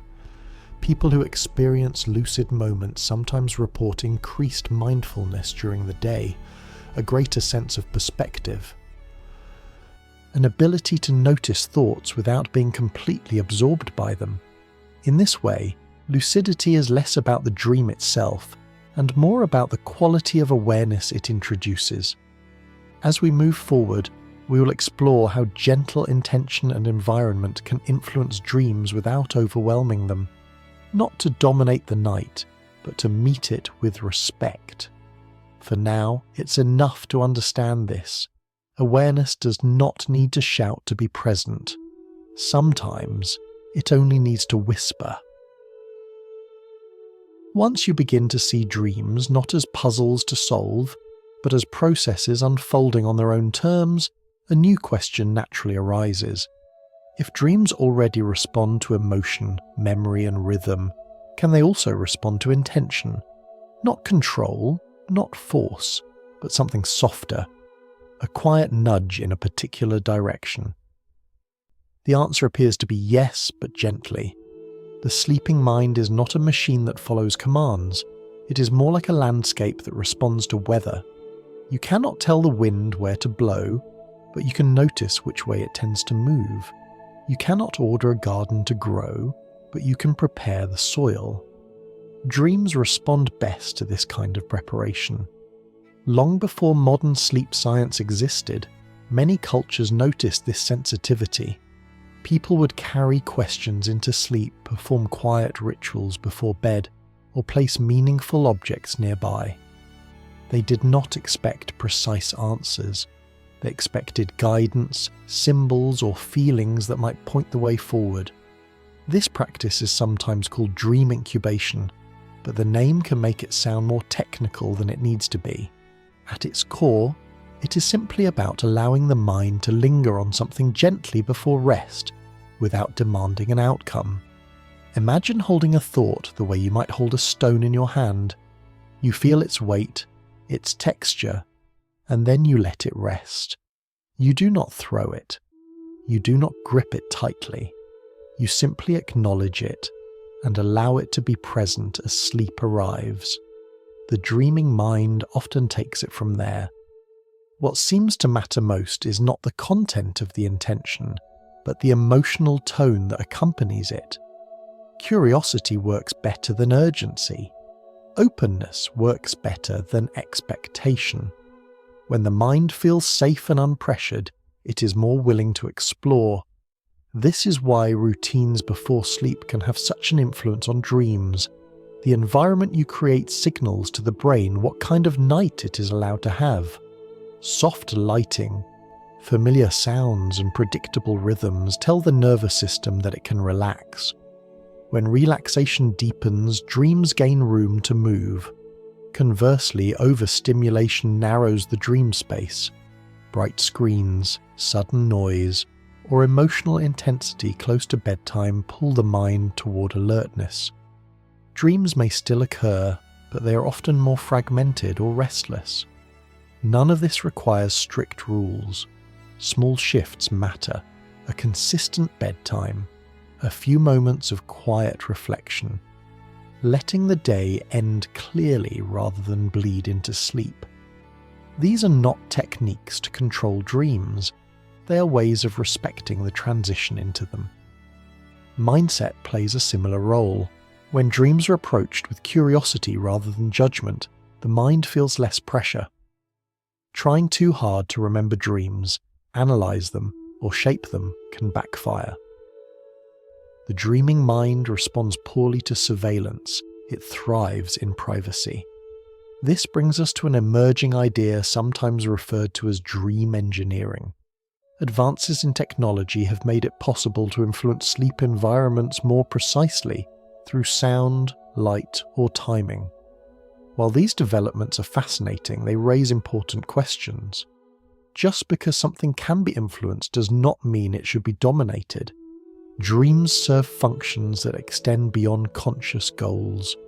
Emotional regulation, memory reshaping, and psychological balance are delicate processes. Over-interfering risks turning exploration into performance, rest into productivity. Ethically, the most respectful approach to dreaming is one that preserves autonomy.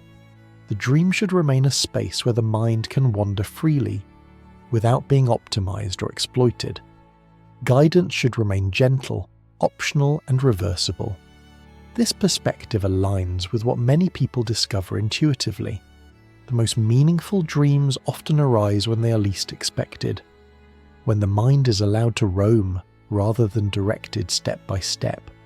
Even intention itself works best when it is light, a question held without insistence, a feeling acknowledged without demand. The dream may respond in images, emotions, or not at all. All outcomes are valid. The goal is not to produce a specific dream. The goal is to create conditions in which the dreaming mind can do its work comfortably.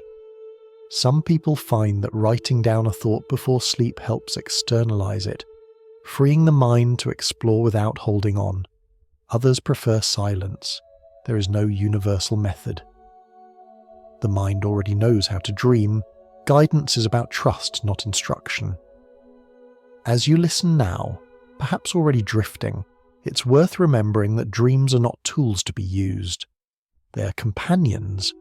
They walk alongside waking life, sometimes close, sometimes distant, always shaped by the same underlying mind.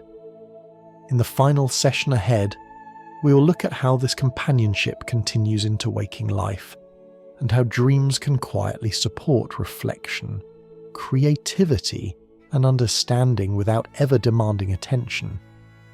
For now, it's enough to rest in this idea. The night does not need to be controlled to be meaningful. Sometimes the most powerful guidance is simply allowing the mind to wander where it needs to go. When morning arrives and the night releases its hold, dreams often seem to retreat completely. The images fade, the stories scatter, and yet something subtle remains, quietly woven into the fabric of the day. Dreams do not usually arrive with clear instructions, but they rarely leave us untouched. They linger as companions. Many people expect dreams to offer answers, clear messages that can be decoded and applied. But dreams rarely work that way. They are not advisors standing at a podium. They are more like fellow travelers who walk beside you for a time, influencing your pace and direction without ever taking the lead. The most useful gifts dreams offer are often indirect. A dream might leave you feeling calmer, even though you cannot say why. It might soften a long-held tension. It might shift your emotional response to a situation without providing a narrative explanation. These changes are easy to overlook because they do not announce themselves, but they matter. One way dreams support waking life is by loosening rigid patterns of thought. During the day, it is easy to become trapped in familiar stories about who you are and how the world works. Dreams gently disrupt these narratives. They remind the mind that identity is flexible, that perspective can change, and that experience does not always follow linear rules. This flexibility carries forward.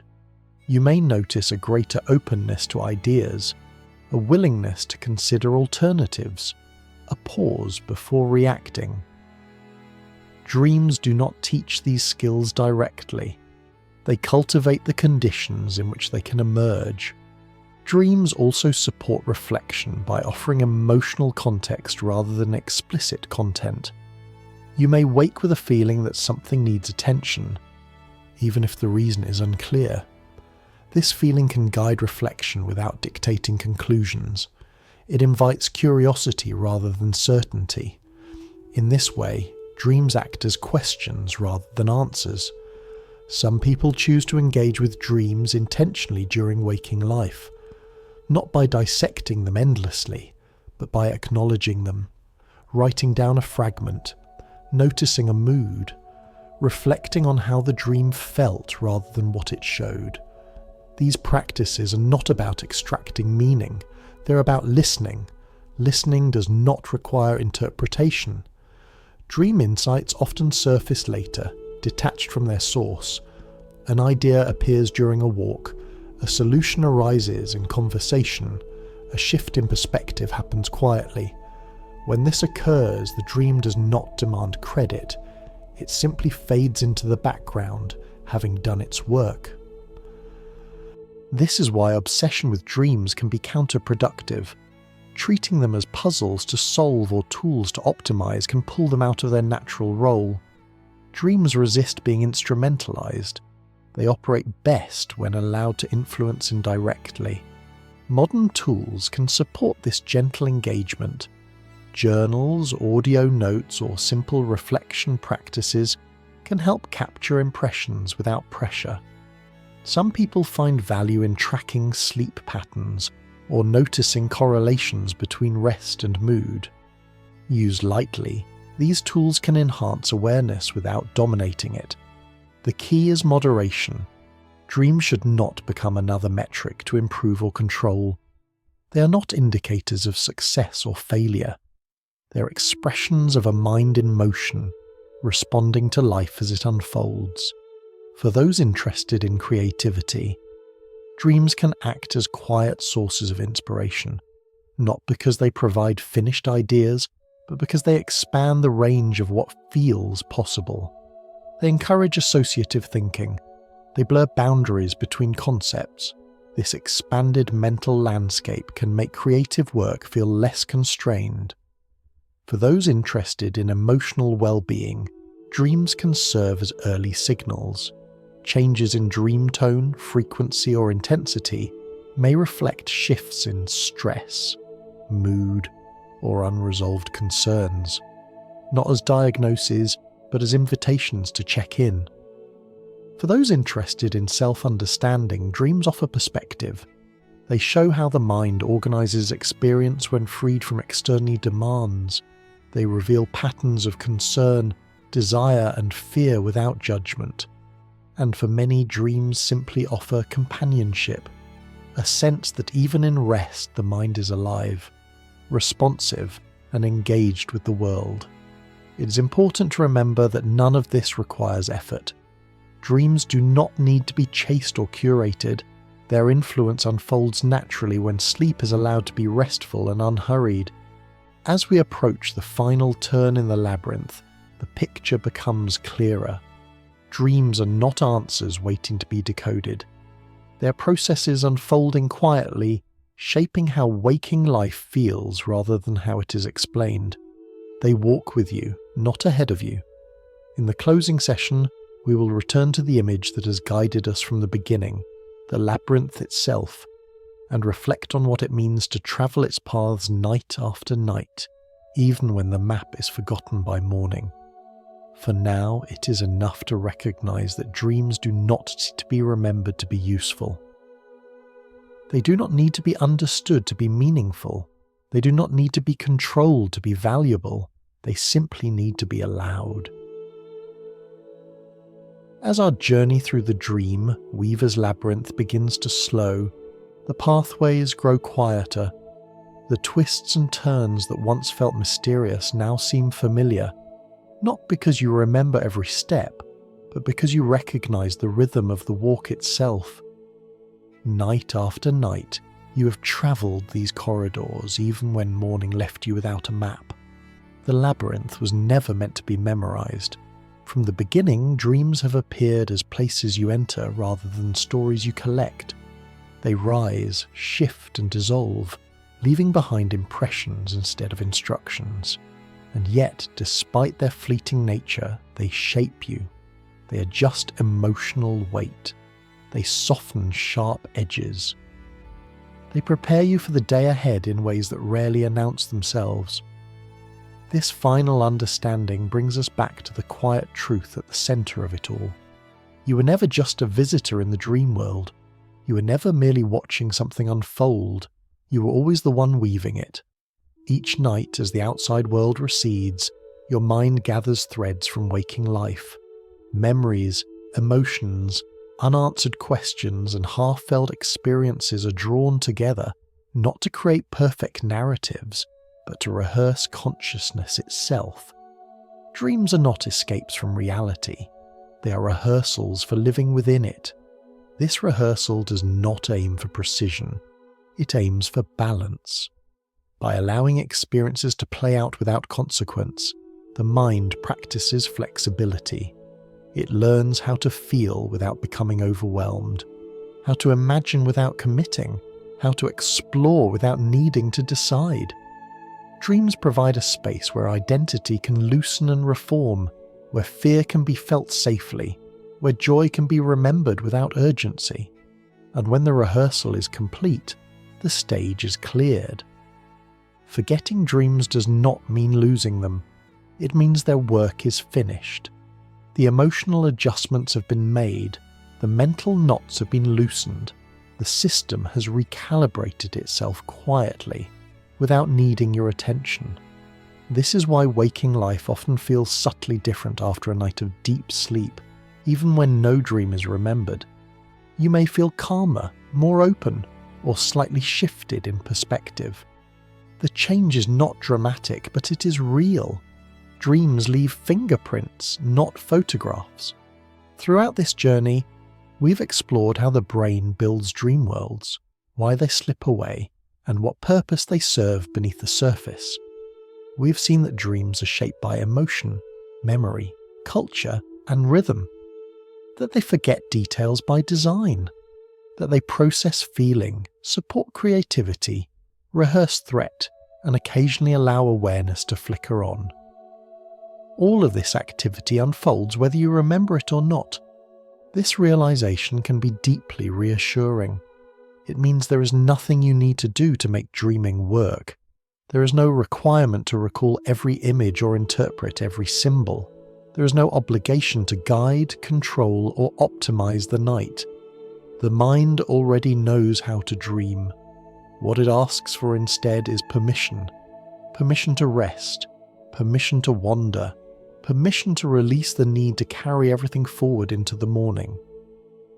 When sleep is allowed to be what it is, unhurried, unpressured, and free from constant monitoring, dreams naturally fulfill their role. They become quiet companions rather than demanding messengers. The labyrinth closes gently, not with a door, but with a return. You wake. Light enters the room, the day begins. And somewhere beneath awareness, the night's journey settles into place. You may not remember where you went. You may not recall what you saw, but something in you has shifted, even if only slightly. That shift is the true souvenir of the journey.